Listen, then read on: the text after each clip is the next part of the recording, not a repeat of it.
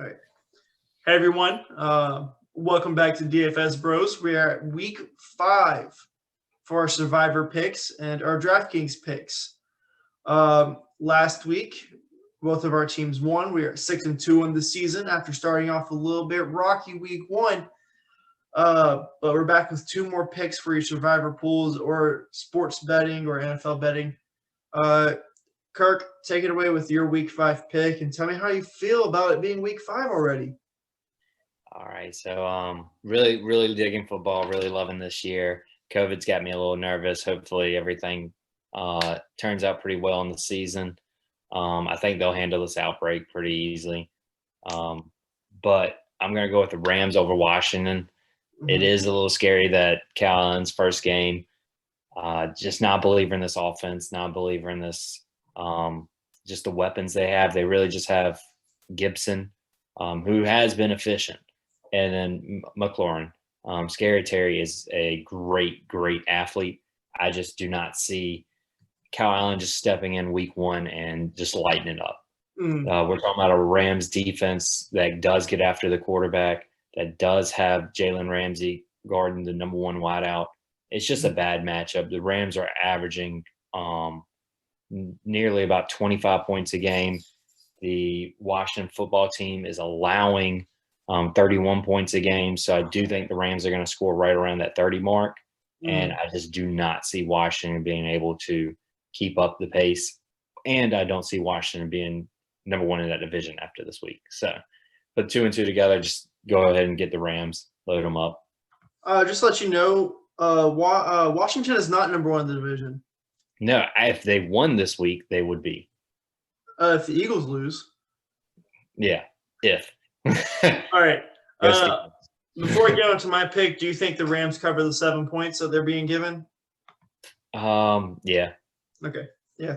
My pick is the Ravens. They have the highest spread of the week. I don't think that they cover because it's 11.5 points. I just think that's a little bit too outrageous of a spread in the NFL.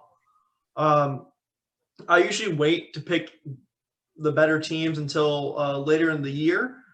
But Lamar has not been the same Lamar as he was last year. Don't get me wrong, he's still an electrifying player to watch, a great player to watch, very fun. But just something about this Ravens offense just does not feel like it's clicking this year. And I personally feel like this is the last opportunity to pick the Ravens for at least the next 6 games. And week 11, 6 games from now, most Survivor pools will be done. Most Survivor pools will have their winners paid out. As a lot of them end early. Very rarely they make it to week 17. They have a tough schedule coming up. Their next game is against the Eagles, which I think they will win, but they will be held down because they are a rushing offense, and Lamar will have to use his arm next week. And like I said, I just think this is the last week that the Ravens are viable to be picked for Survivor pools. At least for the foreseeable future. Yeah, this week we'll find out what Lamar is. Lamar last year made a lot of his highlight runs, big throws against this Bengal defense. Bengal defense still isn't good.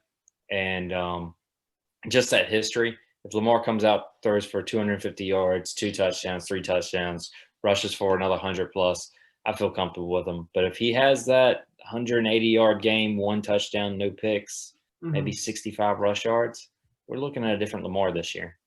Yeah, I agree. It's been a little tough for the Ravens to start, and they're 3-1. It's not like they're a bad team; they just don't look the same. And I think once they get into tougher competition, like you saw against the Chiefs, it's just going to be hard for them to compete, especially when teams know all they have to do is shut down the run, and they shut down this team. So, Kirk, do you have any more words on week 5 before we close this video out?